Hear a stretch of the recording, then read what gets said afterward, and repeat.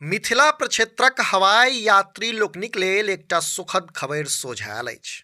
आ खबर ई जे दरभंगा एयरपोर्ट सँ आब दक्षिण भारतक प्रमुख आईटी हब बेंगलुरुक लेल डायरेक्ट विमान सेवा शुरू होबय जा रहल अछि। मने एकरा एना सेहो कहि सकैत छी जे आब दरभंगा एयरपोर्ट सँ बेंगलुरु केम्पेगौड़ा अंतर्राष्ट्रीय हवाई अड्डाक लेल डायरेक्ट विमान सेवा उपलब्ध अछि। आ से एहि रूट पर विमानन कंपनी आकाशा एयर उड़ान संचालित करबाक नियार केलक अछि।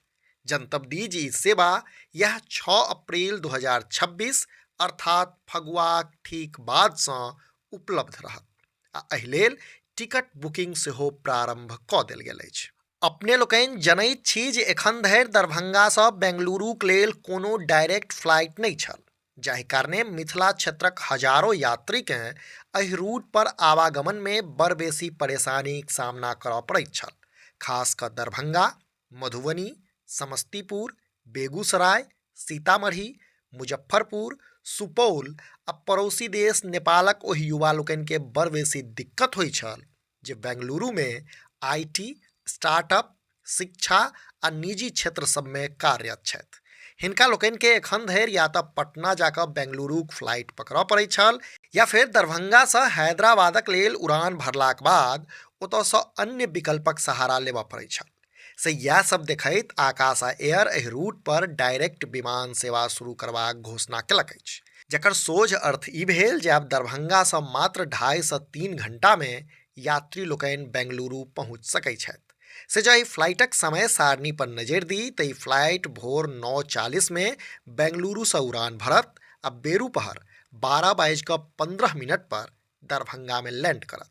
तो ओतहि फेर ई फ्लाइट दरभंगा सँ बेरुपहर 12:50 में टेक ऑफ केलाक बाद 3:30 बजे अर्थात 3:30 पर बेंगलुरु एयरपोर्ट पर लैंड करत। से एहि नव रूट पर फ्लाइटक घोषणा के दरभंगा एयरपोर्ट कनेक्टिविटी में एकटा बड़का विस्तार मानल जा रहल है। एखन धरि दरभंगा एयरपोर्ट सँ दिल्ली, मुंबई, कोलकाता आ हैदराबादक लेल डायरेक्ट विमान सेवा उपलब्ध छल।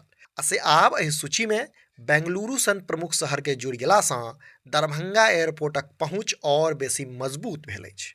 अपने लोकनि इहो जनैत छी जे दरभंगा एयरपोर्ट के भविष्य में अंतर्राष्ट्रीय स्तरक हवाई अड्डा बनेबा दिस लगातार प्रयास जारी छै।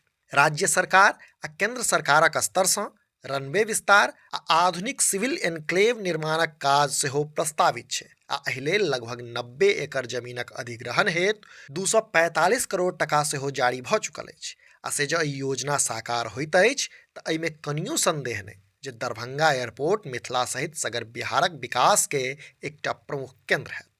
आ से एहना में दरभंगा आ बेंगलुरु के बीच डायरेक्ट विमान सेवाक शुरुआत क्षेत्रीय कनेक्टिविटी के मजबूत करबाक संग संग विकासक नव संभावनाक द्वार सेहो खोलत। अपने लोगन के की लगैया से नीचा कमेंट बॉक्स में अवश्य लिखी। आ अहिना समधियाक संग पुरैत रही। जो ई वीडियो फेसबुक पर देख रहल छी तऽ हमर सबक पेज के फॉलो करी आ जो यूट्यूब पर देख रहल छी तो चैनल के सब्सक्राइब करैत जाय। वीडियो में अंत धरि बनल रहबाक लेल धन्यवाद। नमस्कार।